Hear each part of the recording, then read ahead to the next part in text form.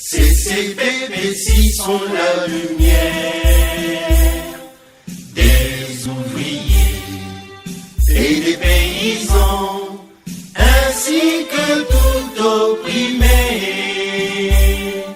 Il n'y a point de doute d'abattre l'exploitation et de créer une juste société. Notre serment est de ne jamais échouer.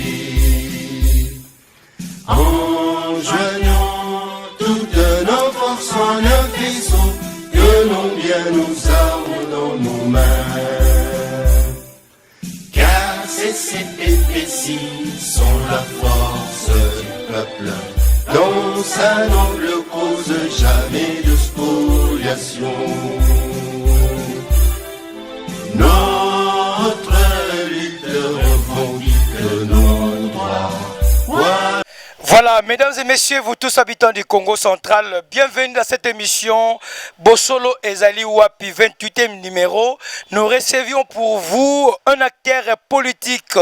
Je vous invite de pouvoir participer à cette émission de grande audience, de grande envergure, et cela vous permet de découvrir beaucoup de choses et cela vous permet aussi de parler sans tabou. Comme on dit, sans modération, mais tout en respectant l'éthique et déontologie journalistique. Pas des injures dans notre mission. Raison pour laquelle nous sommes là, mieux placés pour vous recevoir. Mesdames et messieurs, de partout, vous êtes dans tous les 3 communes de la ville porteur de Matadi. Je vous salue. Pour ce soir, mesdames et messieurs, nous recevions pour vous, pour ce samedi 28 septembre 2024. Un acteur politique, il est là vraiment en cheval. À des fois, il est à Matadi, à des fois, il est en Europe, mais du moins, il est natif de Matadi. Je l'ai invité pour parler de tout et de rien par rapport à la politique et on changeait de l'air. Et il est là, bientôt, il va pouvoir faire son entrée. Voilà, monsieur Eric Luzolo, il est là. Calmement, il descend. Bonjour monsieur Eric. Bonjour monsieur le journaliste. Ravi de vous retrouver encore dans cette émission de Kwa Bandeko. Bako Sungama déjà. Comment vous allez? Ok. Voilà, un message à la population du Congo central. On vous regarde maintenant. En super forme. D'abord, mes salutations à toute la population matadienne et du Congo central en général. Moi, c'est monsieur Eric Luzolo, comme vous venez de dire tout à l'heure. Je suis un natif de Matadi. Je suis né à Matadi, plus précisément à l'hôpital de Lonatra. Ça marche? Ça marche. La fondation, super en forme. C'est très bien. D'ailleurs, nous allons déjà bientôt là. Je crois bien que ça sera aussi notre sujet au cours de cette émission. Très bien. Nous allons revenir sur nos activités que nous allons lancer incessamment dans les jours à venir. Vous êtes toujours dans le Congo Nova? Bien, vous êtes des missionnaires. Toujours dans le Congo Nova. Veuillez vous asseoir. Merci. Merci beaucoup. Très bien. Voilà, comme vous venez de constater, nous avons reçu un invité de marque ici dans notre plateau de Bosolo Ezali Wapi. C'est un acteur politique natif de Matadi, vraiment Ngengele. Nous allons parler de tout et de rien par rapport à la politique et les enjeux de l'heure. Nous serons bilingues, trilingues, cela dépend. Pour nous, l'essentiel que le message passe, mesdames et messieurs. Et je crois bien, comme Anike, vraiment, moi, Ngengele, betuke sangisa vraiment ki Congo, sa mon kango no so Matadi babakusa, mambu kenaluta kwaku nakati ya politique ekotoko. Mbote susu mona mboka. Na sepe ko yamba susu. Mbote ndeko solo. Na bike makamuno c'est bien mais aussi portenga na ba question tokotuna parce que les journalistes n'a pas d'ennemis et les journalistes n'a pas d'amis. Eric selon la libanda yete wazakati et puis bato ba Holanda yo na lingite maloba oyo tokotuna e kangama yo un jour ne tokozo saka ba archive wana weleka yango tokotuna. Voilà, merci beaucoup. Voilà, boni sango bon tokotana na profondeur to yebanano qui est monsieur Eric Luzolo. Ouais, monsieur Eric Luzolo. D'abord, je réponds au nom de monsieur Eric Luzolo Nimingoy, fils de monsieur Gustave Luzolo Nimingoy et de maman Augustine Vidi Lukumba qui nous a déjà laissés.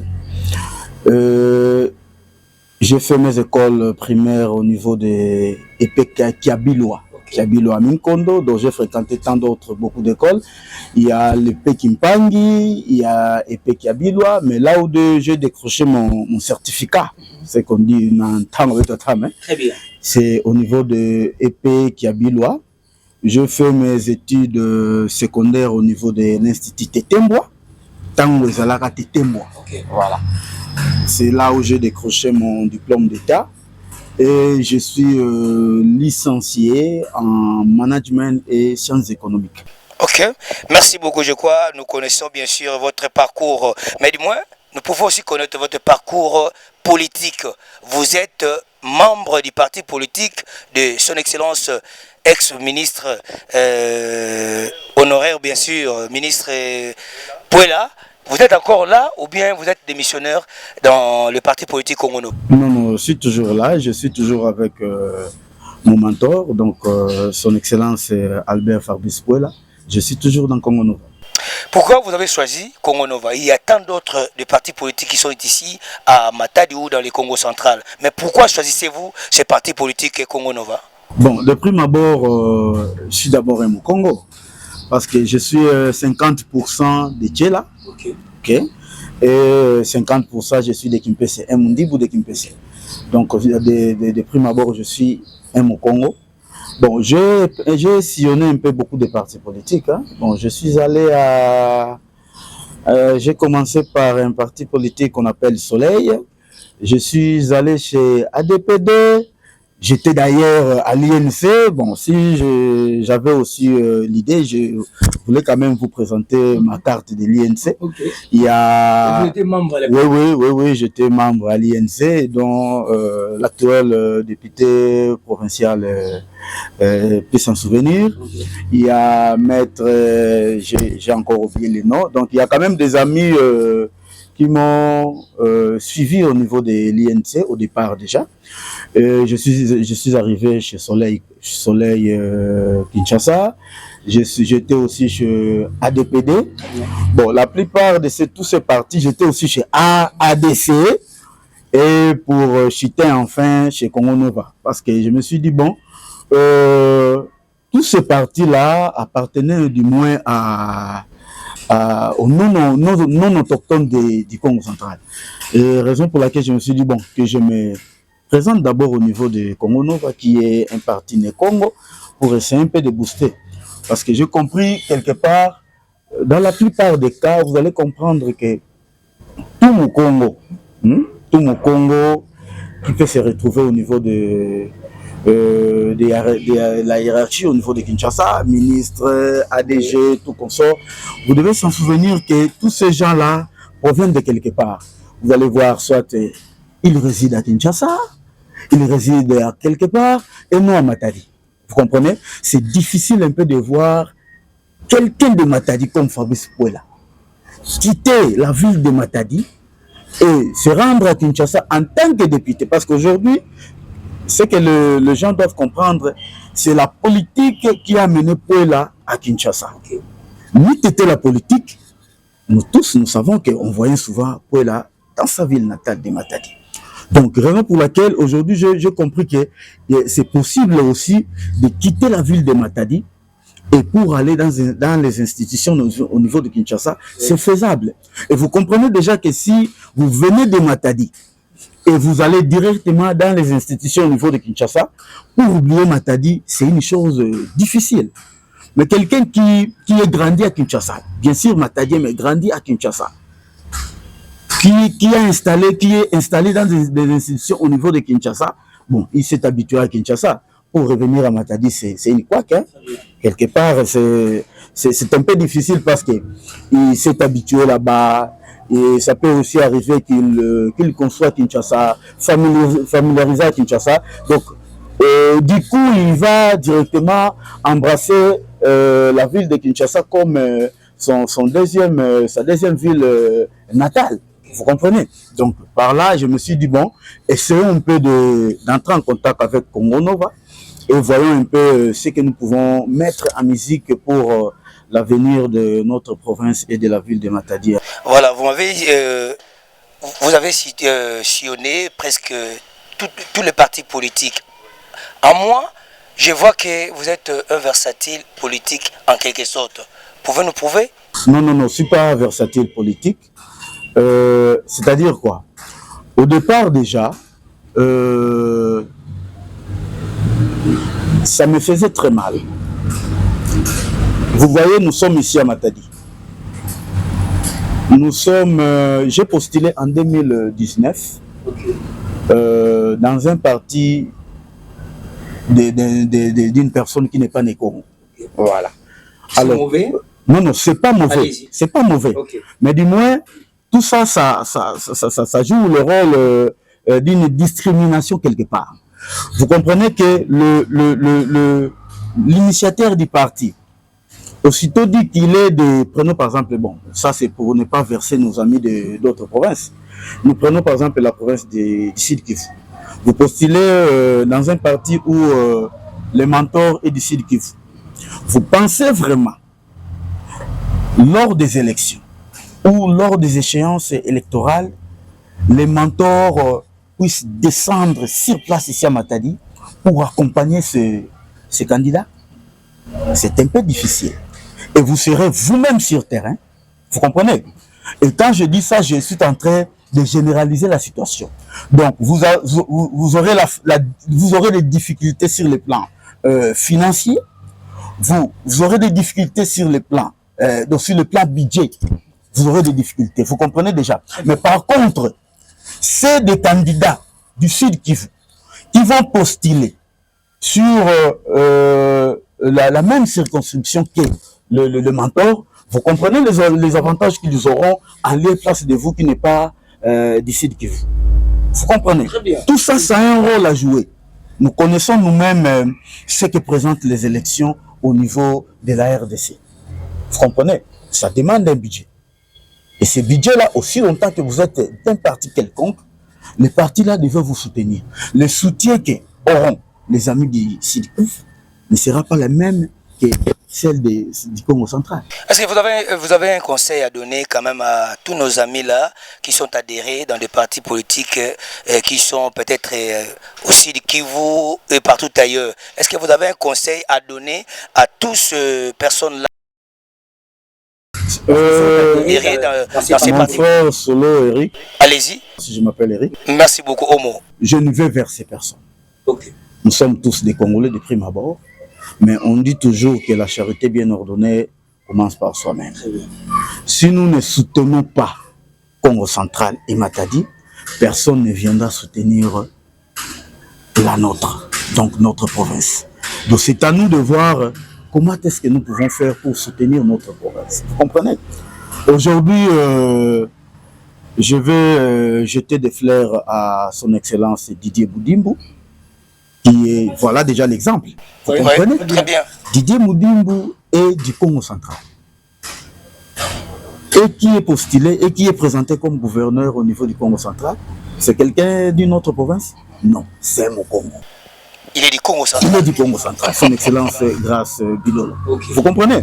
Et vous comprenez maintenant. Si c'était une autre personne, je ne crois pas la personne pourra tenir compte des natifs du Congo central et de la ville de Matadi. On voulait voir toujours un Mukongo, mais un Mukongo qui vient d'ailleurs. Comme je ne peux pas citer les noms, il y a un monsieur qui vient de passer avant Grâce Bilelo. Vous comprenez qu'on nous dit que on nous disait toujours que c'est un Mukongo, mais donc quelque part il y avait des doutes entre nous les Bakongo. Est-ce qu'il est vraiment Mukongo? Il est de chez nous. Et déjà, quand il y a des doutes, même dans la justice, il y a doute, le procès n'est plus en bonne uniforme. Vous comprenez? Donc, raison pour laquelle l'exemple est déjà là, de son excellence Didier Boudimbo. Il est Mukongo et il lui choisit un natif du Congo central pour être candidat. Là, vous êtes en train d'interpeller aussi nos leaders Congo. Ouais. De pouvoir s'adhérer dans des partis politiques Congo.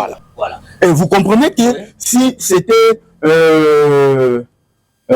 il s'est retrouvé dans un parti politique autre que celle dont le mentor n'est pas du Congo central, vous allez voir, il devait nous présenter un Congo qu'on aura difficile à à déchiffrer.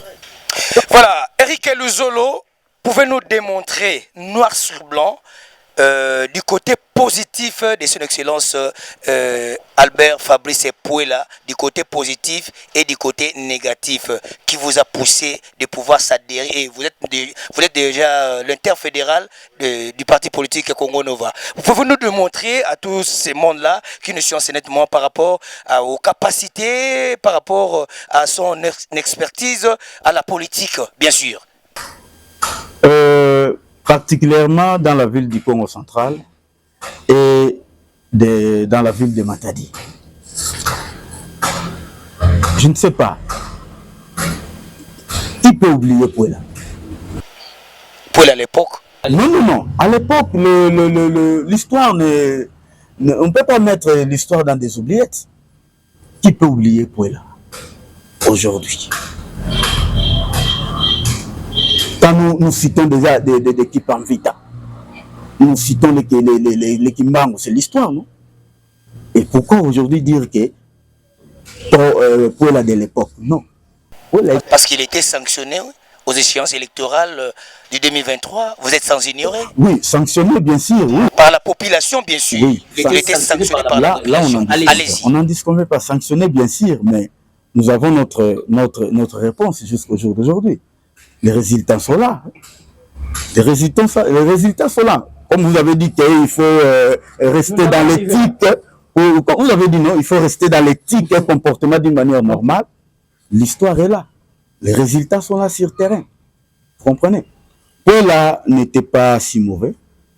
Pour moi, là, ça n'engage que moi. Puela n'était pas si mauvais. Nous savons déjà ce que Puela a pu faire. Nous avons l'histoire du port à eau profonde. Nous avons beaucoup d'histoires pour citer que cela. Vous comprenez?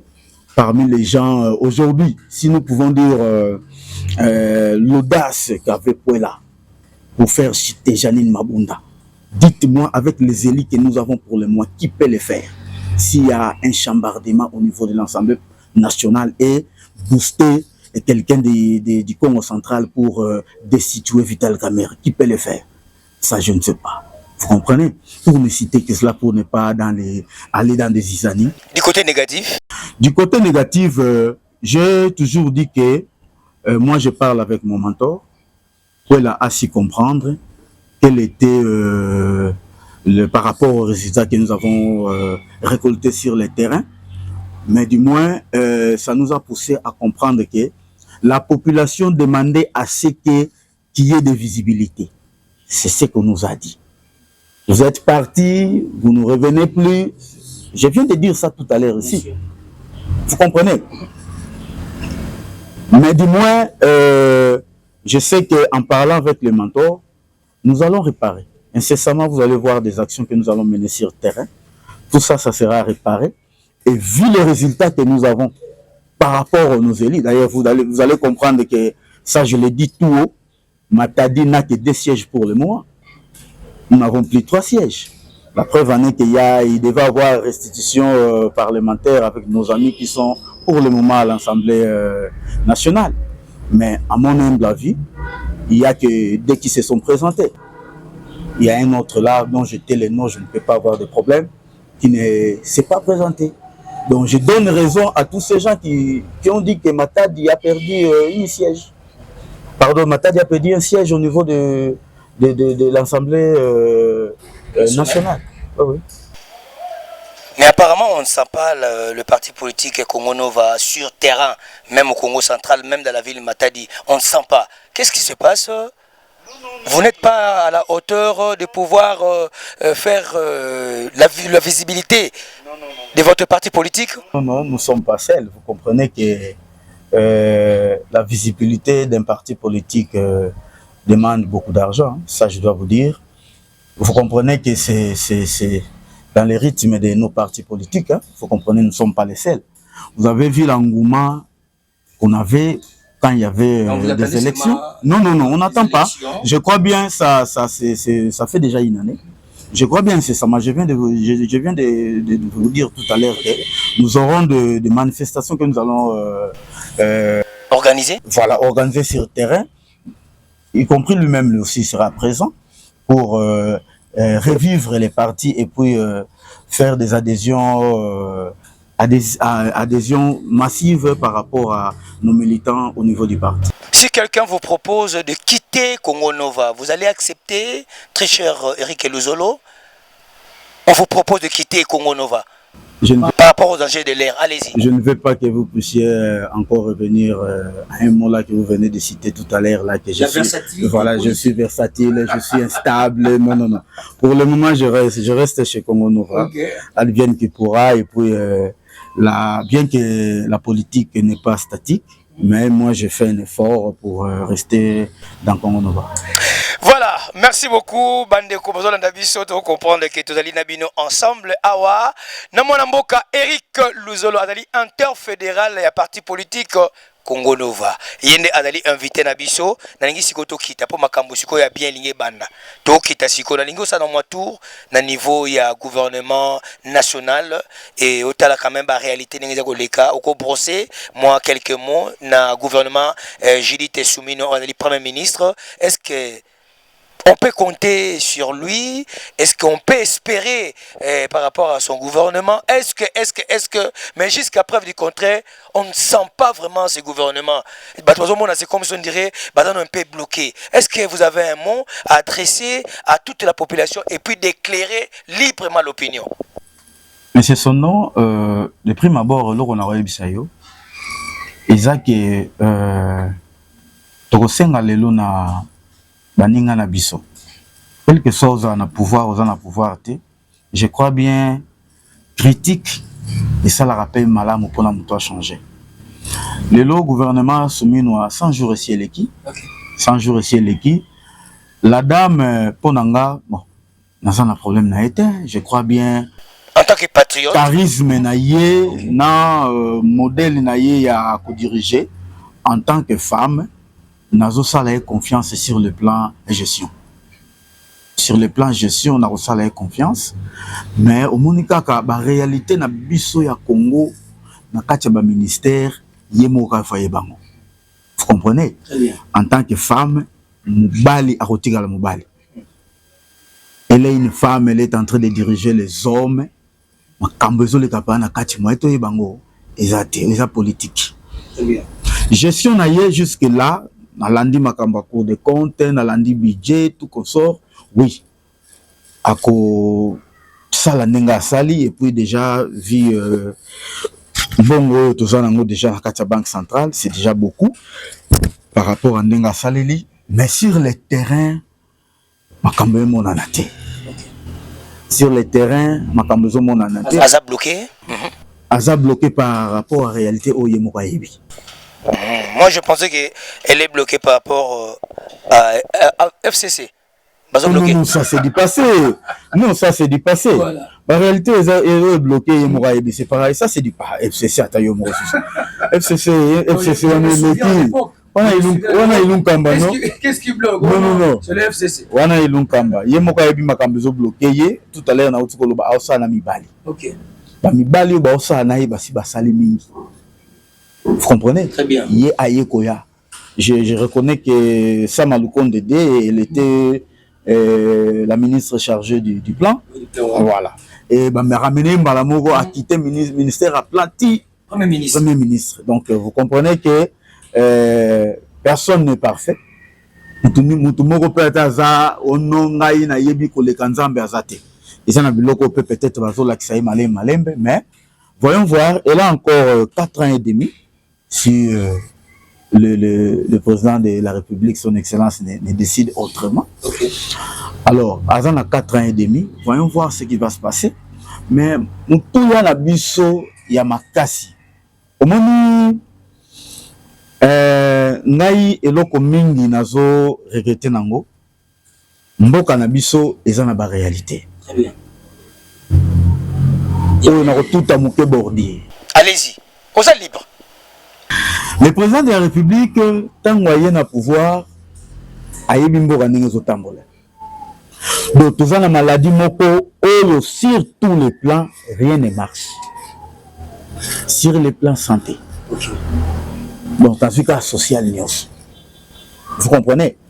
Donc, sur le plan infrastructure, ezosimbate banzela tout conseil ezosimbate soki nga nazalaki conseiller ya président de la République ou ya premier ministre nakoko yebisa bango pouvoir eza na 5 ans après au revenir soki demander sili okei mususu akoya nalingaki peut-être oye na esika oexaminer makambo nyonso soki totali nyonso eza nango malamu te okoloba non en tout cas moi en tant que Congolais parce que mutu nyonso asimbaka nyonso akokaa te ndenge ozala na soko simbi nyonso même moment okokano te ça on doit se dire voilà ça on doit se dire la vérité qui embrasse trop embrasse mal vous comprenez alors soki totali na basecteur nyonso eza kosimba te soki nga nakoloba non population botala nga ndenge naza boye ndenge nayeboye nazosimba secteur oyo na oyo le reste wana na 5 ans ekosimba te nakosimba secteur oyo na oyo mais so omoni biso so tali bien tobaluka place moko mpona nini il y a des secteurs inachevés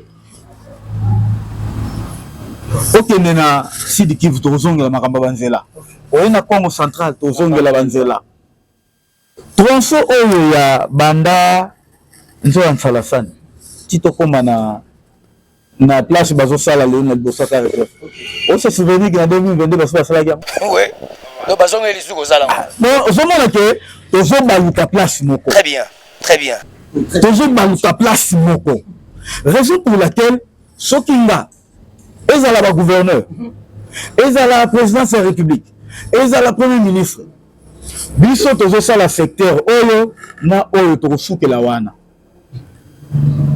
abenga ngo ba secteur primordiaux c'est-à-dire biso to bandiao comme ça oyo koya na sima na bino akotala ngo souté parce que bino osali nini busili sa jango c'est ça le développement la casa même maintenant lobby c'est ça le développement aussi longtemps que tozo baluka et sika moko nous tournons en rond ma fait ce exemple 2022 basa qui place voilà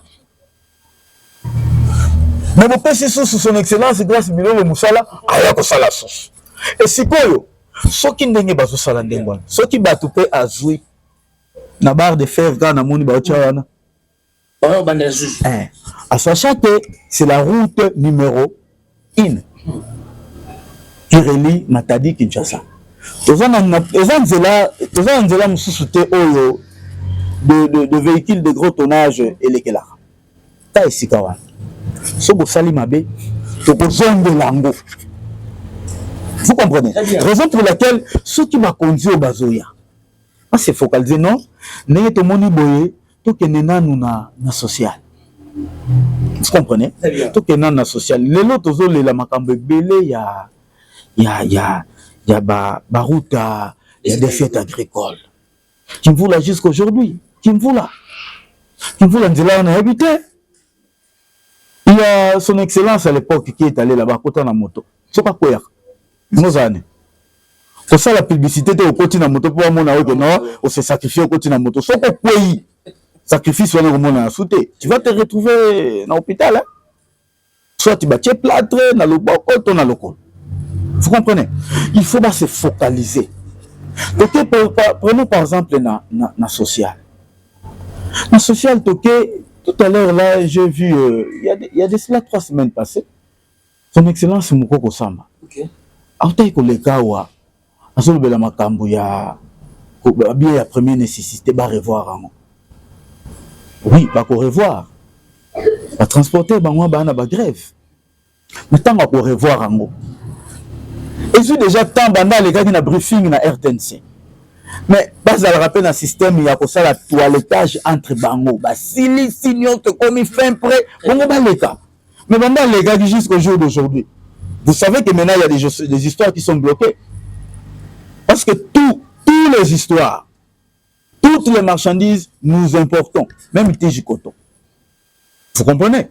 Mais tant qu'il y a le lobby que non, bako kiti sa mafuta, bako kiti sa spaghetti, bako kiti ta telle histoire. Mais maintenant, importateur, on a déjà prêt pour nous remettre un bilot qu'on a. Avant de dire, na minute au bilot qu'on a, moyen à tinda, na zela situation oyo. Il y a rabais, il y a exonération oyo, gouvernement azosala. Mais jusqu'au jour d'aujourd'hui, bimina noté. Tout ça, ce sont des aléas. Quand vous salez ndengwana, moi, moutona moya tinda biloko ezate 40 sekoti non. Toza pe na ba nini na biso ya banani ba commerçant na biso bazara na mituna bango ya échauffa. Aujourd'hui, ba yebisi bi noté. Et non, ciment est bon non. Il y a production. La production est là. Bah ici l'union se soit en ciment au sala. Maintenant bon monika ka grève il y a pas transporteur. Ce que vous expliquer que ciment comme 30 000 pour l'année. Vous comprenez? Très bien. Bon moni DG pas la bibliothèque. Bon moni X to Y pas la bibliothèque, ciment 30 000. Bon vous ne venez nous expliquer pourquoi. Mais ce qui ciment zaté, c'est mieux on le maintenant stock et sili ciment zaté to c'est la tire koya. Mais yon bala moko prix 30 000. C'est base de quoi? Voilà, toko revenir wana mwana mboka, je crois bandeko bazolanda biso namoni ke ozala makambo ebele oyo eza na kata mutema et puis senga fo obimisango parce que bakonzi balanda biso bazo quand même idée par rapport à ça. Moi mutsoza libanda, yo siko question. Mutsoza libanda aota la match na kati. Amoni il fallait beta neka boye. Il fallait tindika kuna ka boye.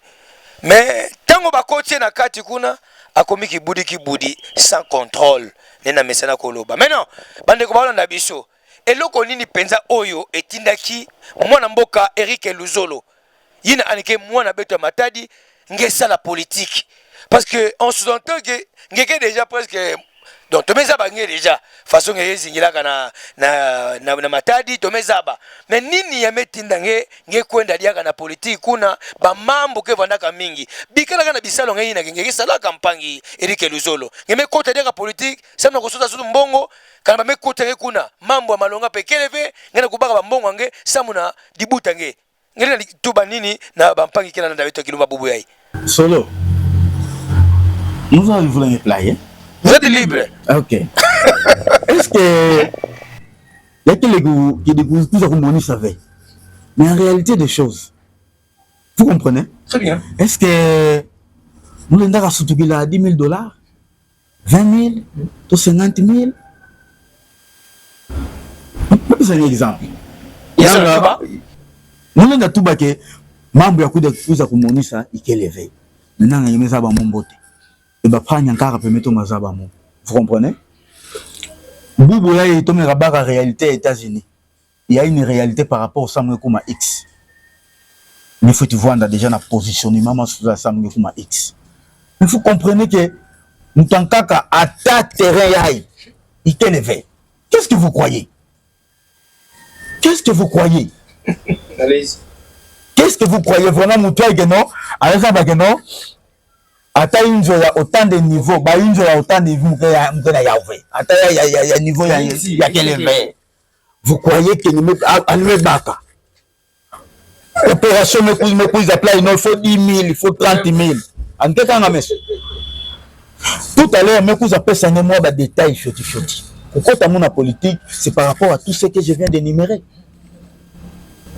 D'accord, les membres encore qui puis en ganzi. La réalité que les mingi nous les détails lengi awa.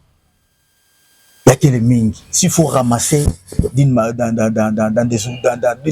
ramassée, je crois bien vous allez comprendre que la réalité n'est pas au fil de la matadia. Nous demandons à tous ces gens qui entourent son excellence monsieur le gouverneur à Pessani Maboko. Pourquoi il y a un système qui soit massa en avait. Là où il y a un faux pas, dites au gouverneur, awa, monsieur le gouverneur, attends à coin. Très bien. Awa, mon aya Simbavé. Ça va être au stade de la plage. Na TVV. Monsieur le gouverneur, j'ai à vous parler. Puis, il y a solo. Parce qu'apparemment, ce que j'ai compris, en qui n'a facilité pour yamba batumingi. Na yandi mos. Mais ben, batuke na pembe ni nandi. Beno biga tout là-bas. Pour des bananes, nous ne venons pas pour chercher de l'argent. Mambo ratouna tout baye quand samna tomosolo ya bois la Congo central. Et kana ba me pesangi quand même nge possibilité hein. Non muvana ka non possibilité na mbalamosi ya tour muvana ka suppléant ya poela na national comme na provincial. Mais ça mon ba matadi ba pesa ngi confiance fait. Nange mosi ngige mona matadi. Mais quand ngeme tout le dibaya mais batuke vote kengewe. Ça mon nini? Ah mon cher. Réalité en tout. Non, swingate. Allez-y. Et swingate mais bana matadi beno lenfuka. Je vais d'abord toucher beno fioti. OK. Né grandi à Matadi. Mais ce que nous voyons à Matadi, c'est autre chose. C'est-à-dire quoi? Circonstance c'est que na sala ke batonkaka bazimbara na mambo parce que voilà na Matadi. Réalité ya politique ya beto à Matadi. Ya quel ba message veut. Ya quel nini fiuma. OK. Ngele kufa nzutu na modèle nyonso. Allez-y. Vous comprenez? Très bien. Ngele kufa nzutu na modèle nyonso. Mais ce que la population attend de vous, vous appelez ça bon. Tout l'andaka même na ba propagande. On est victime. Voilà. Tout l'andaka voilà, ndemo ce que va na voilà. Mambo ngena kutuba ya pamba. Pesa beto mongo. Et si vous ne voyez pas, vous êtes en train déjà de vendre la ville. Parce que même si tout là on a un tout que non, moutoumon ce que salaka dépense sans récupérer. Vous ne pouvez jamais dire à une maman qui étale ses histoires dans un coin, maman te kaka bénéfice qu'elle est. Il y a traité ya zolo ya tat benge monane. Sache-le que tous ces gens-là, baya nyonso meluta. En niveau dans la position, fait, une fois que non, il doit d'abord récupérer son argent. Bongo ya nyonso en dépasser que. C'est bien. En tout ba biga mukanga ba vide. Donc faut que mambo moske salama d'une manière bénévole, veille. Mais tu fais tout la bima na into. Vous comprenez? Mais tu fais tout la bima na into. Système ya ku voter ça na polo, ku voter ça na diputa. Mais pesa ngeloso. Mais est-ce que vous comprenez que même gata la loso ina. Tout le monde sur la tête. Est-ce qu'il peut savoir la population sur Congo central? Tout ya matadi, pardon ya matadi. Rien. C'est une frange ya batuka bakar loso ina. C'est une frange ya batuka. Donc nous devons comprendre que nous devons voter par rapport à l'éthique, la déontologie. Na kuzola kumona. Bubu ya ibeto nyonso to yena diambo mosi. Banda tome bandaka pe ya son âme Jacques Mbado. Bubu ya inanga ya pe conseil mu pesa na excellence Grâce Bilolo. Après décesseur nyonso nanga histoire mosi tuna kutambula na ya wena. Bana matadi beto bika mesana kufutukila ya mosi na kutambula kaka baba ba kanzila. Je vais demander à son excellence d'innover. Okay. Andi innover. Bien que même les bâtiments ina andi tala ombote. Yana kwenda déjà na ku changer ilungi. Batuno sumelu tavana atu et na gibandu. Mutumo si songer ça na ko réhabiliter bâtiment ina andi kelevé. Anto matala bâtiment ina. Or, diambo na kufayoto na Congo ya una suivi. Bâtiment ina déjà. Il y a que chef-d'œuvre ina son excellence Jacques Mbadou Bikila Rabeto. Na époque nandi a innové. Na bâtiment sont même na kuiza kananzi lavé couper sa bima. Kananzi lavé couper sa bima. On a innové. C'est-à-dire que nous pouvons mettre là, nzila mebonga, mais mettre là pena quoi mon supply ba me bongi satima mon supply. C'est-à-dire là où il n'y avait pas de fleurs, bah mettre là bas fleurs.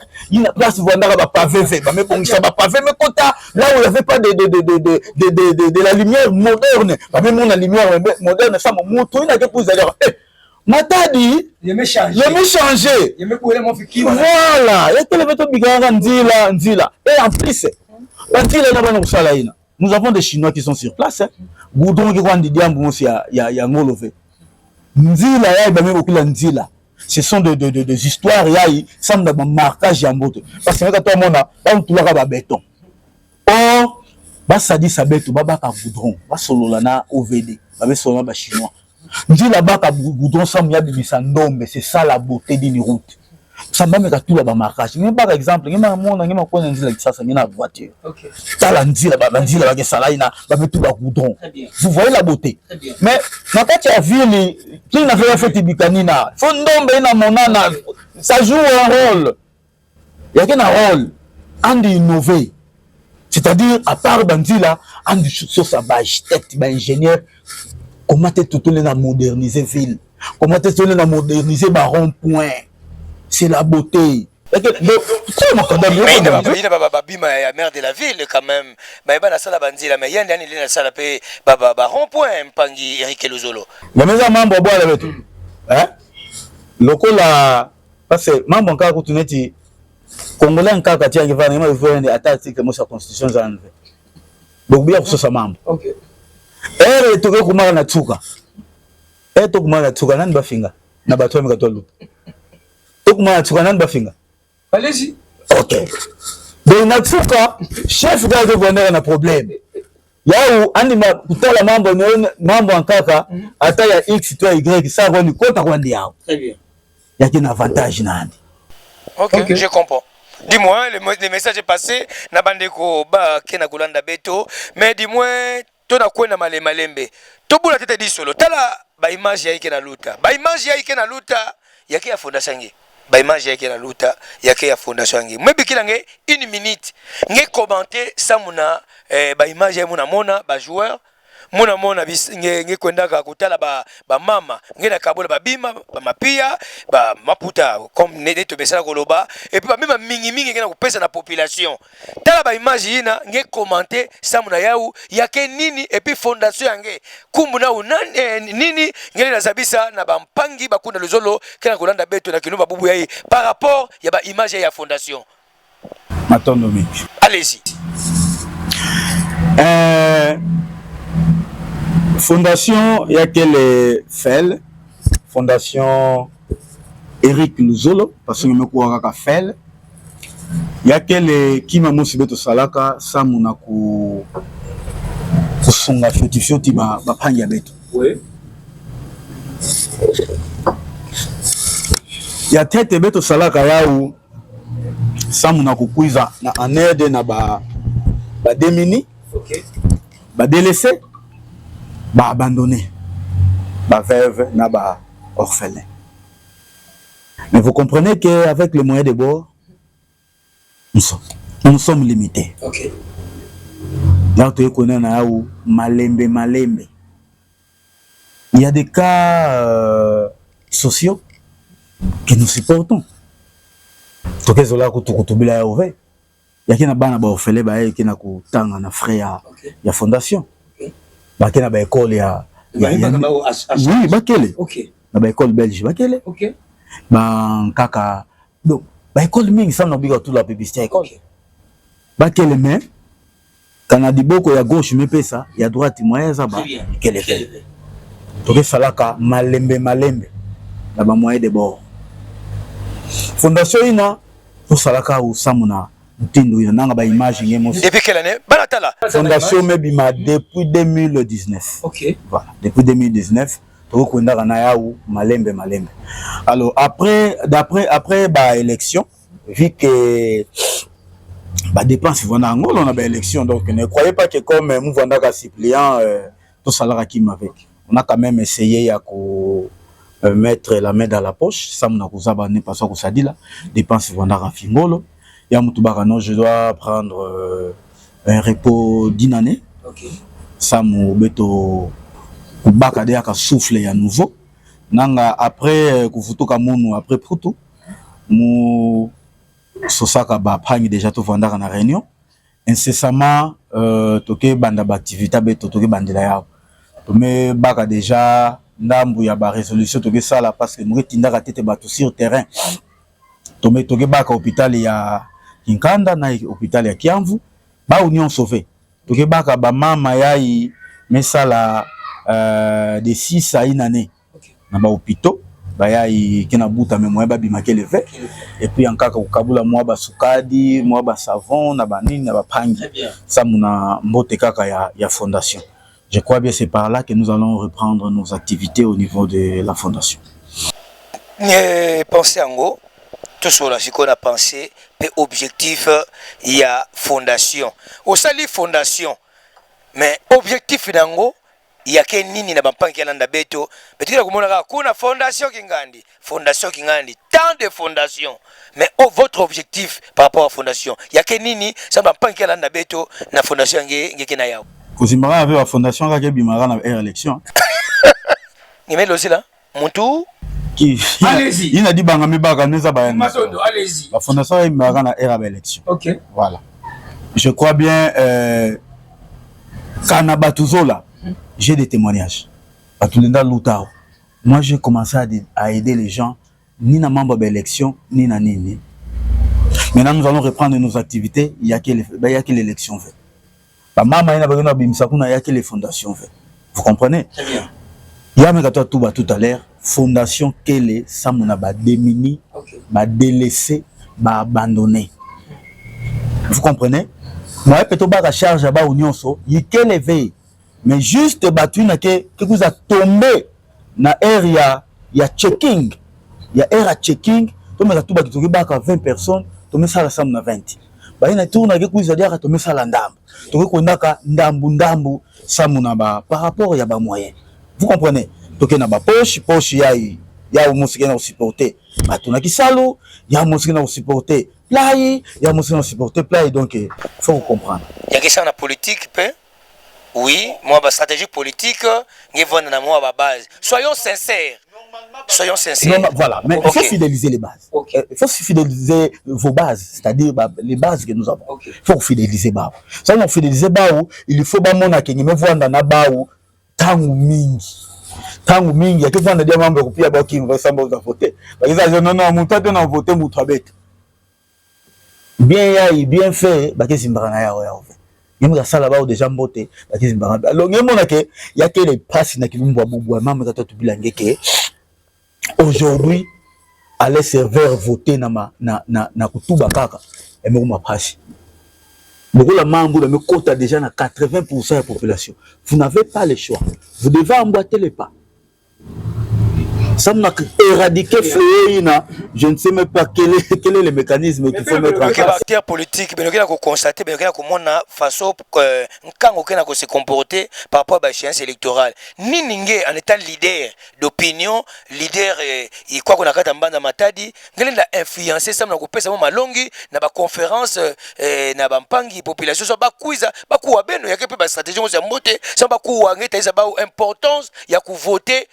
Na mutini mosi mote mpangi Eric Luzolo mais le que voilà pardon nous attendons dire Eric Solo. OK. C'est un exemple moi aussi. Allez-y. Vous étiez candidat non? Oui, bien sûr. OK. Je te voyais là passer dans des marchés tout confort voilà. Allez-y. Nous on a sur la na batuno. Très bien. Na tsuka nao. Ni ba parole vana kuwa. Toke voter. Non. Toke voter nge. Ah oui, OK. Toke voter nge. Toke na mani mange. Toke na mani mange. Ya venez voir quoi? Yau. OK. Allez-y. Mais les reines mani mange za kwenda pa. Mtoka amekuiza. Amekuiza yaka. Yani Bakayai. Ume la toke voter nge.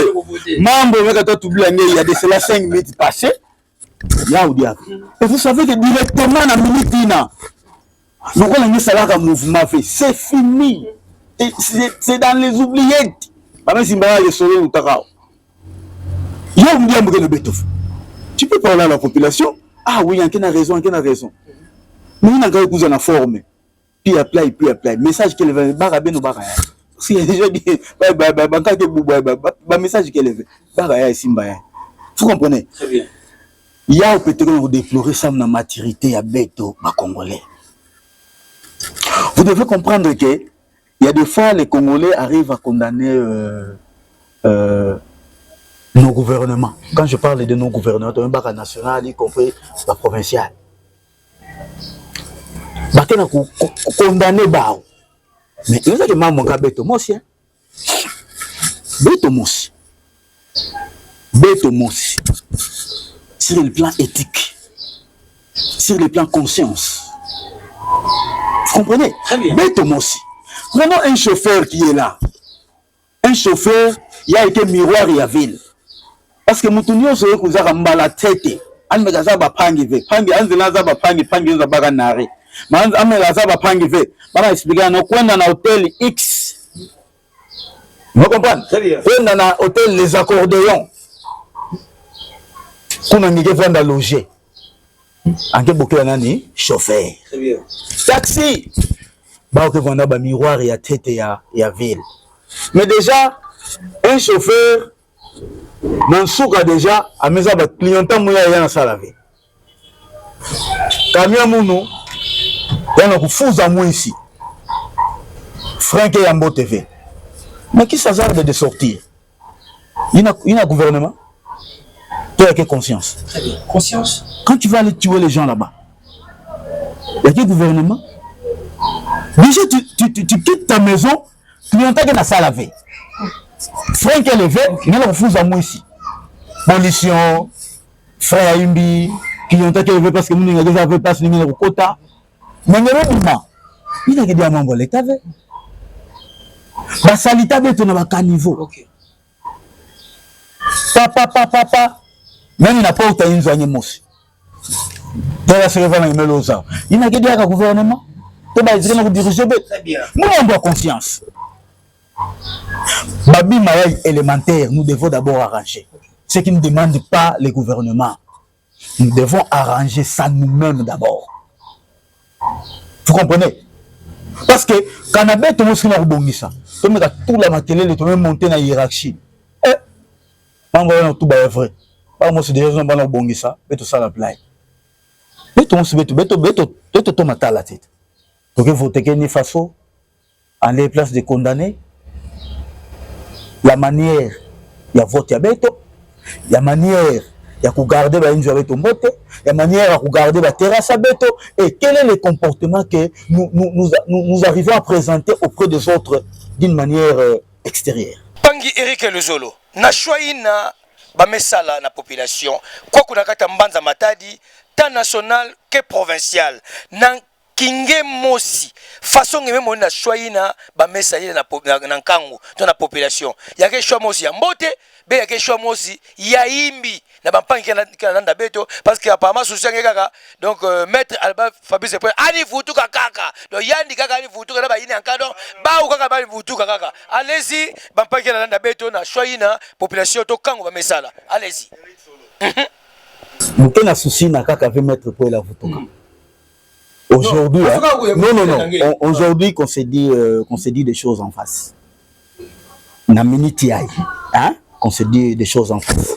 Allez-y. Nous tout le monde qui n'a pas politique, il y a pas la minute qu'elle ça. Donc, cela c'est dire la vérité.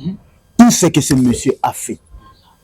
Na minute bah tu connais aussi ça faut pas comme avant mais yanda me papa qui tout baga ça na mbongo nandi ani ke sosa ka mbongo nandi kuna donc tout ça mais l'intérêt la population veut allez-y donc que ça là kuna si c'était pour l'intérêt de la population mais ça baga massage na vote quelqu'un qui travaille pour son propre intérêt il baga massage na vote avec baga massage na vote façon pas qui reprocher que Albert Fabrice point là kutala la base ani ke pesa quand même ni fiuma ni au moins fait pont ani c'est ça moi fait pont quoi assister socialement non il manque quand même salaire il manque les salaires le problème est il y a des réalités que pour là déjà faire Matadi ba tonka ba za ba ouvrir des auto présenter allez tanga mosi non ni ma connait n'envoie demandez l'envoi point de coup pendant 3 mandats. Non. Allez-y, pont. Ok, allez-y. Bimanka quel caractère social? Il y a quel? Non, deuxième. Mais tout à caractère social. Mettez un rapport. Mais tout à caractère social, même pas numéro. Tout ma banauta mais il y a quel? Mais du moins, bah faut tisabaké. Réalité à un député. Il n'a trouvé qu'une là-bas dans l'Assemblée. C'est ce qui fait là pour la faire. Et pourtant nini? Et pourtant nini? La province.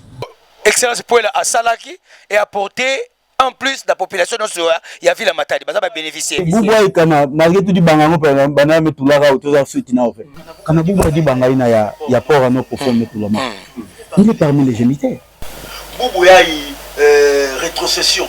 Il y a Mwanda. Qui a parlé de ça? Péléco. Qui a parlé de ça? C'est quoi là? Samba pour restituer Mbongo à une époque il y a match. Le papa Mbachi est encore vivant. Allez lui demander. Une restitution il y a Mbongo, c'est quoi là? Vous comprenez? Pour ne citer que ça. Donc vous comprenez que Vous comprenez que Mambo il n'a pas ça là. OK. Sans bon vous restituer. Est-ce que ça la population se fioti ou bien ça on a concentré en ville? Et vous allez faire des histoires sans nous, c'est pour ça la pont, sans nous battre X bandalutilaka. C'est lui qui a Kinkanda va passer par là.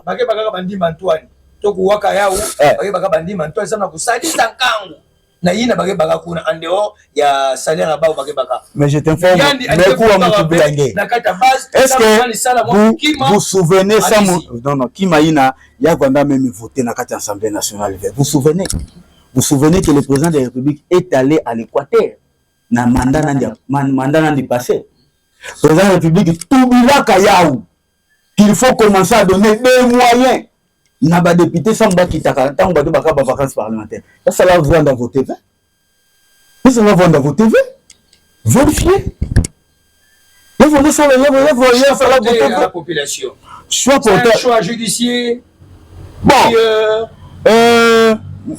Pour moi, c'est un choix qui est fait sur mon âge. Ok. Il y a mis ça dans Bambongo. Là, selon vous. Là, ça n'engage que moi. Il y a mis ça dans Bambongo.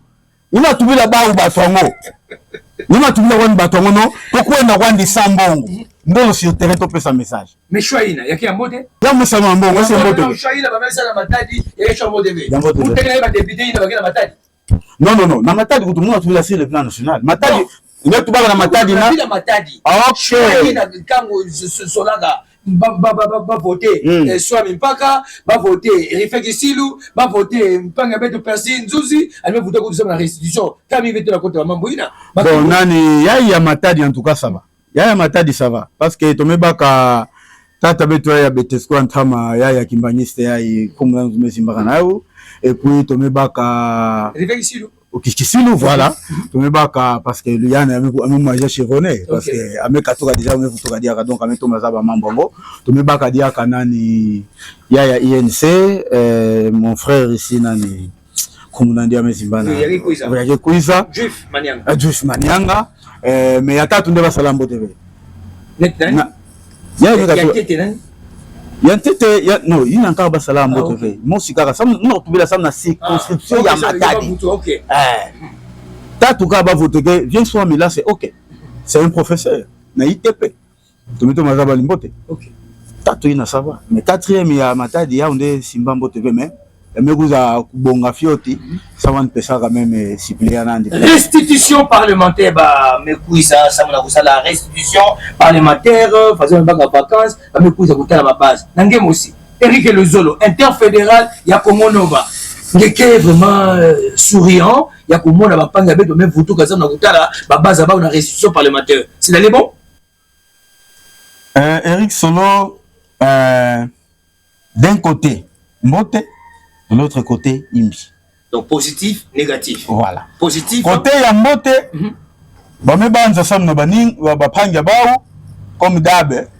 comme d'habitude, pesa cahier, pesa play, ça la stylo, pesa, ça la play, pesa mongo, là il n'a play. Il y a Imbi, allez-y. Il n'a pas ouvert.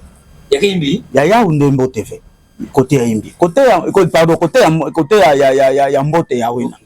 Mais côté Imbi, message nini ba mukuzana parce que avant na era campagne baza baka déjà mambo ina ya Congo central na la vie na ya ville Matadi parce que ba kwendaka kuna nini batu bilaka samu ya metala province na ville Matadi kuna na kante assemblée provinciale na nationale est baza ba kupesa beto yawe était intonome to vinil mais non tono bosi ba ya ba province kama pia ba mesa ba plaidoirie ba ba ke ba trouver ba ya la province aka parce que déjà en quittant la ville de Matadi pour aller à Kinshasa pour aller siéger ameza ba déjà ba desiderata ya population nyos et aussi ba ke ba tume fanda na beto awa ameza ba mamudus est-ce que ba kaka tango Ata samu ya metala kuluta na perchoir, vous savez dans quel fois nous sommes à mais là metala ça la plaidoirie d'une manière intrinsèque na kati ensemble. Sambaza avec no beto play. Est-ce que vous avez fait ça beto message? Et tant que la priorité il y a quelqu'un dans Congo central, il faut aller dans ça là où vraiment mal façon que tout baga dans Guinée aussi. OK. Yantete na kuvana na ntwa ya nguvulu pe kuzaba kutubila yandi yako ni bombe ve. OK. Dis quand même à une personne à nous comprendre. Vous comprenez? Il met tout bien yandi et puis il me examiner, ça passe. Mais il y a quel membre il y a la mounu mosu mounu na katuba. Je ne peux pas dévoiler ça comme ça parce que bankani me katuba na TV maman ya na me yambao amekuma na ntwa la ono beto sala play même on a placé beto sala play allez ameba kama peka amemonte ça met tout la bagalo. Mais il y a que ça mon intérêt général. Très bien. Il y a que ça mon intérêt général, c'est que je conseillerais, il y a que la première des choses, un des bouts tabima ya nouveau, dans Ville Matadi. OK. Ça c'est les 1. Voilà, c'est-à-dire, à cause de ça, avec Bankadam, il y a Vanda na goudron. Et puis, beauté il y a ville, on dit innover dans la beauté, bima ya nouveau, c'est-à-dire les gens comprennent quand même que non. Esprit créatif. Voilà. OK. Matadi a changé. Il y a tatou, on dit là-bas hôpitaux. S'il te plaît, monsieur le gouverneur, voilà, mais tout va hôpitaux. Il y a une métal public, il y a bête, il y a l'État. S'il vous plaît, monsieur le gouverneur, aucun problème, il y a un hôpital, il y a bête. Il y a un Kiamvu, il y a un Kinkanda, il y a un Bobila Dawa, pour ne citer que ça. Et puis peut-être il y a un cas qui na Nganda ya Matadi, un territoire à bête. Ici, il y a un problème. Un territoire à bête. Alors, problème que na beto ya kele kutala par rapport ya ba kilomètre. A kilomètre ya kukatuka Matadi kukwenda Kinshasa. Ba bima mingi me manke na ba hôpital ya beto. Pareil ya ipenda ya dernier cri. Ya ilenda sala ke mutu même avant de kwenda na Kinshasa, même moyo cela kwenda ba meteka stabiliser yandi. Très bien. Vous comprenez? Batala yao entre autres ba scanner ba radio ba nini bima ina ya kusala passe mingi batu nyonso feke na mbongo na futa na ba hôpital ya ba privé. Vous comprenez? Ya zole nous andaka son excellence na discours en pesaka batu ya ba transporteur presque na nzila ina batu na kufwa mingi ça na ba accident et puis ça on a ba insécurité.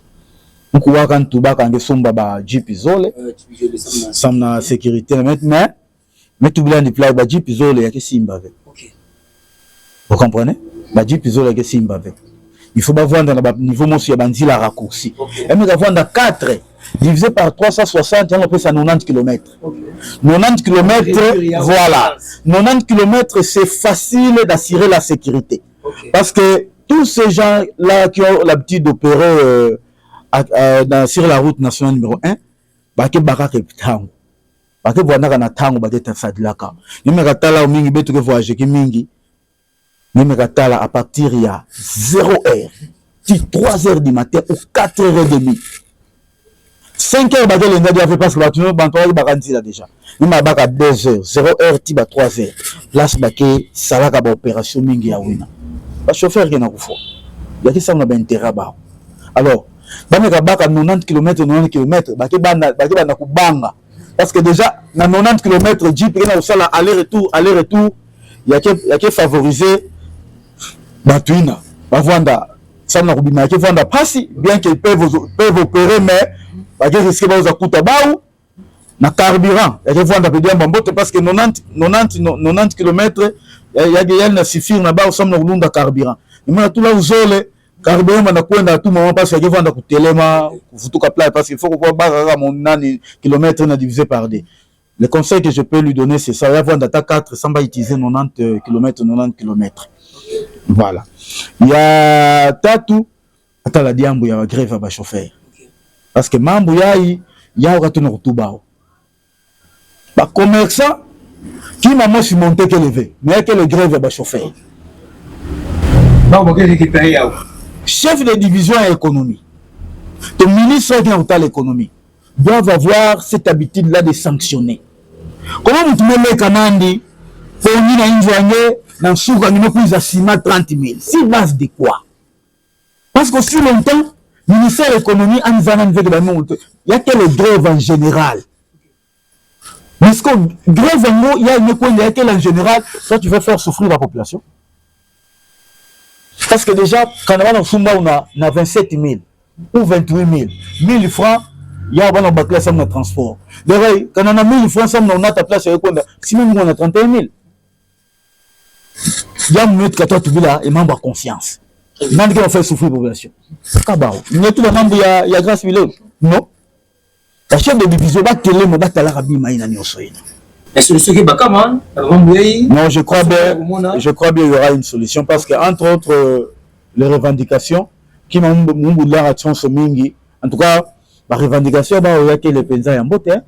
Parce que tout le monde se veut là chaque fois nous connaissons dans zila on fois ba parce que nous avons une base qui vend à tout.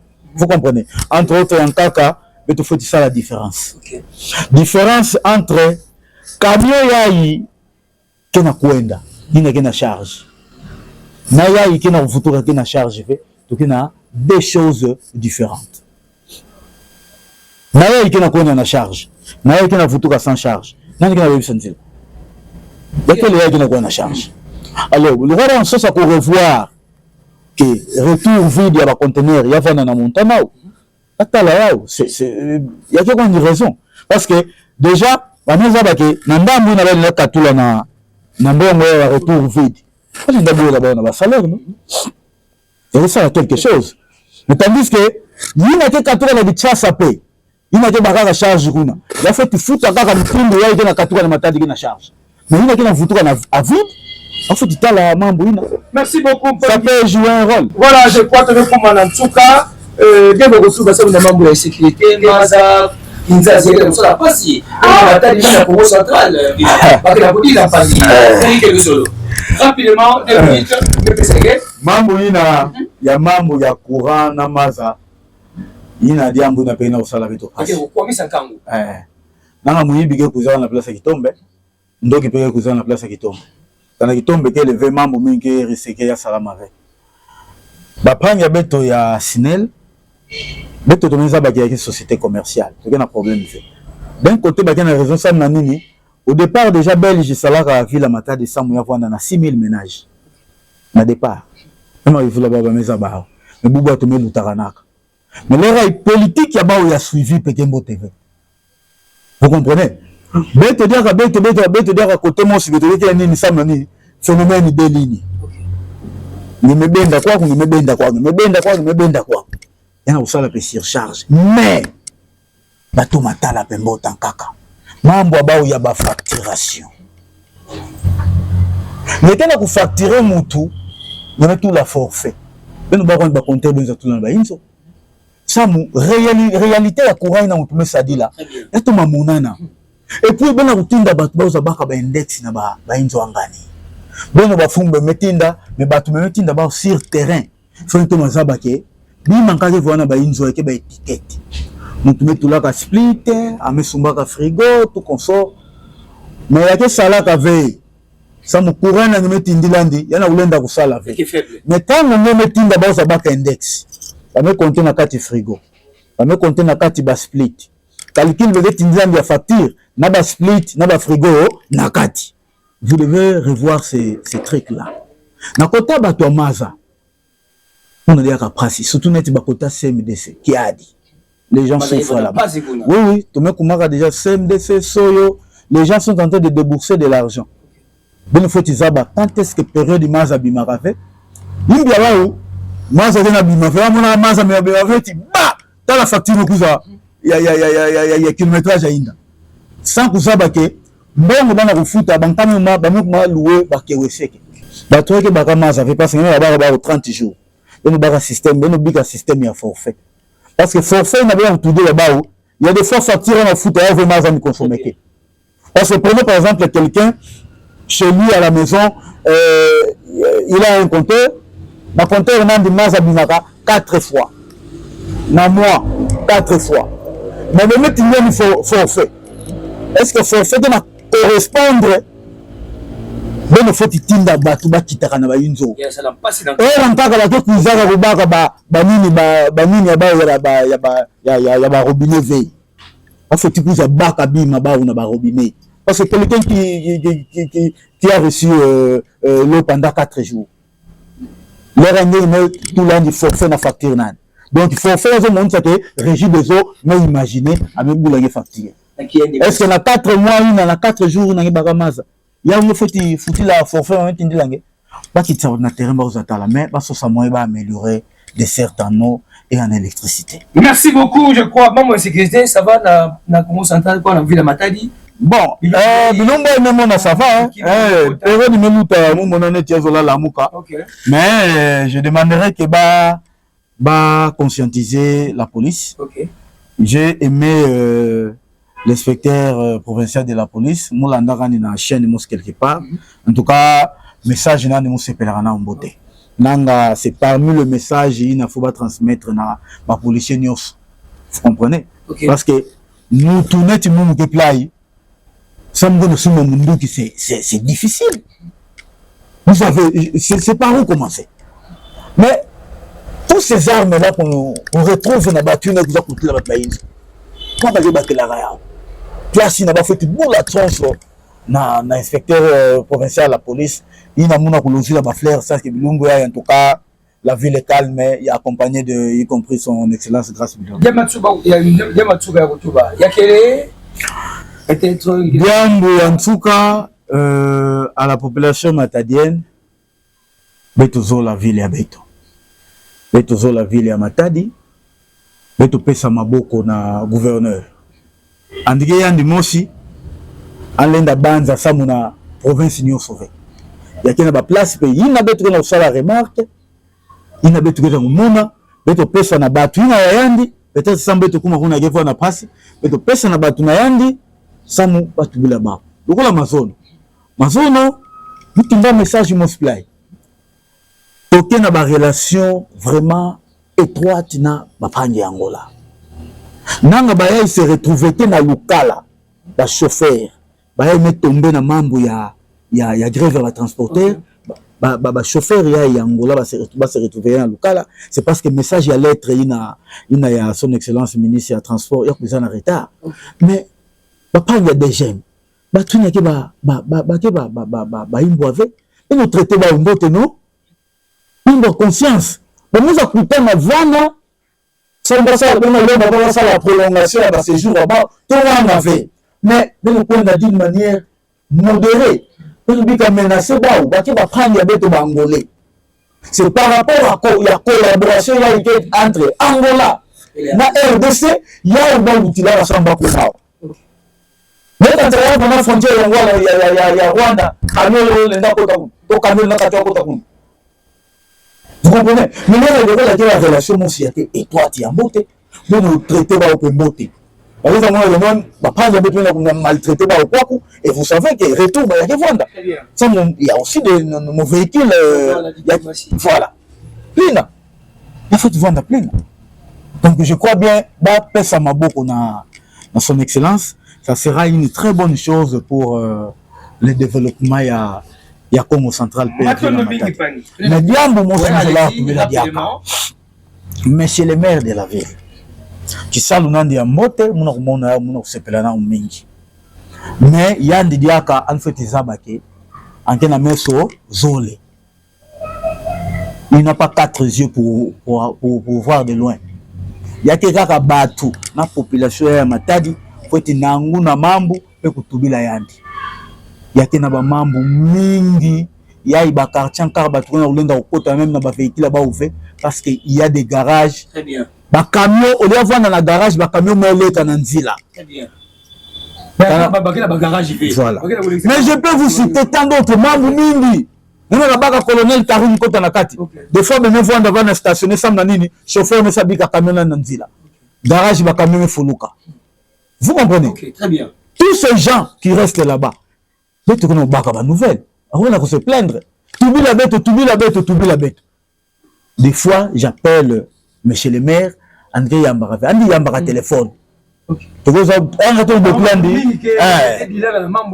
Andy voilà Andy lancé appel la maire de la ville Koyambete Yambaka téléphone Maman bankaka bakela kubokela nge bamekuwa kima moja mesale maplay bamebokili sange mais nike Yambaka téléphone veille na yeke comme ça batubike tubaka pila. Non, les gens se plaignent. OK.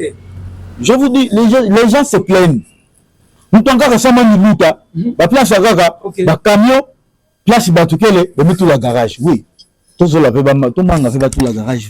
Mais tout la garage vanda na ba camion na ke fwana na garage. On a beau la vête à même mon garage me fuluka. OK. Mais le monde m'a laissé ça ba camion na balabala.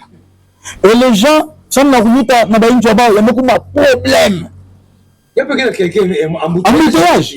Oh, si vous allez là-bas, demandez presque tous ces gens qui restent vers Colonel Karine là-bas. Qui tu veux la bête? Ah, bête moi tout va quelque part quelque chose pour boucler là, monsieur le maire. Ngeke boucler là qu'il y a mbaravé. Tous les assos mbongo ve. Nous voulons toujours juste contribuer pour l'évolution de la ville de Matadi. Merci beaucoup Mpangi Eric Luzolo tobekuma na ntuka ya Elisha Beto na baina nyonso bakaka bilwa kosabu na kulanda Beto na kata de visibidi na kilumba bubu yai to ya mbaka ya Beno Mpangi natif ya Matadi Mpangi Eric Luzolo anike mosi ya ba acteur politique anike kwa kuna kata mbanda Matadi et puis anike na kati ya parti politique Congo Nova yina bandaka invité na Beto na 28e numéro ya émission Bosolo ezali wapi Beno mosi bemeku wayani faso almetubila Beto et nanga ya me yangidika Beno bemesepela na bangindu pe mabanza yina anikela ya usamu na province Beta Congo Central samu na ville Matadi kana Beno kuwa yau yake bana ya mosi ya mbote Beno sonika yina yake ya mbote Beno baka yina yake ya imbi tuna upembeni meto zolati bwana Beto ya Congo Central ya kwenda na twala samu na développement et puis ninga Beto ya Congo Beto valoriser yao panga metula telema. Voilà, très bien. Yai, effectivement, très bien. Voilà. Il y a un appel, il y a oui ou non. Et peut-être après 2 ans, peut-être après 3 ans, après une année, et c'est pas moi, il y a Kangami Nangé. Mais tout bas, membre oui ou non. Moi, Namboka, Eric Luzolo. Ayebisi que azalaka versatile ya parti politique pe lelo eza parti suka oyo avandi samina yango tikino akosusa carrière politique na ye. Oui ou non? Non versatile mais oui parti suka. Oko vanda na Congo Nova ti carrière politique. C'est une décision qui a été prise. Na vanda suka. Ono ba obede? Na ko vanda na Congo Nova pe na za na Congo. Tin suka ya carrière politique. Na vandi na Congo Nova ti na suka carrière politique. Et nous on yango. Voilà. OK. Oui, ou non Mpangi Eric Luzolo. Ayebisi biso awa ke gouverneur grâce Bilolo, aosa eloko moko te. Non, aosa la quelque chose. Alobi noté, aosa la quelque chose. Aosa quelque chose. Oui. Oui, ou non mwana mboka Eric Luzolo asali fondation na ye juste kaka pour que alukandeni ba ko voter na députation provinciale ou bien la députation nationale. Oui ou non? Non, on a même te. Et banda déjà kala et puis nazo tenir na otilelo. Oui ou non mwana mboka Eric Luzolo ba votaka na Matadi te parce que ba yebi na bango yote et puis osala ka malamu te na kati ya population. Oui ou non? Non, ça que ça au na population pas yeba so na sala ka malamu te so ndeni parce que peut-être pour que na idée wana te ya ko za na politique moko ya monnayage. C'est ça. Yantuka comme manisa kwaku ngene nazabisa na nkangu. Oui ou non? Façon ngekena komoni na ba mambu ke na twama na kati ya Dibwala Beto ya RDC en général. Félix Antoine Tshisekedi Tshilombo jusque là azoko ko répondre na ba desiderata ya population té. Oui ou non? Jusque là sincérité. Oui, jusque là tu dis que makambo belezo simate. Mais croyons à son excellence monsieur le président de la République azana na une année na ndambo atikali na 4 ans na ndambo. Donc je crois bien que les choses pourront encore s'améliorer dans les jours à venir. Comme la souris, c'est payé. Merci beaucoup, que Dieu bénisse la RDC, que Dieu bénisse la province du Congo central, que Dieu bénisse la ville portée de Matadi, que Dieu bénisse l'exécutif provincial, n'est d'autre que Grâce Kwanga Maswangi Bilolo. Pour moi, c'était un réel plaisir d'être ensemble avec l'interfédéral des partis politiques Congo Nova, à la personne de Eric Luzolo. Je vous remercie, que Dieu vous bénisse, à nous revoir peut-être à la prochaine occasion. Merci beaucoup. Merci beaucoup. Voilà. Très bien. Ces bébés-ci sont la lumière des ouvriers et des paysans, ainsi que tout opprimé. Il n'y a point de doute d'abattre l'exploitation et de créer une juste société. Notre serment est de ne jamais échouer. En joignant toutes nos forces en un faisceau, que l'on bien nous armes dans nos mains. Car ces pépéties sont la force du peuple, dans sa noble cause jamais de spoliation.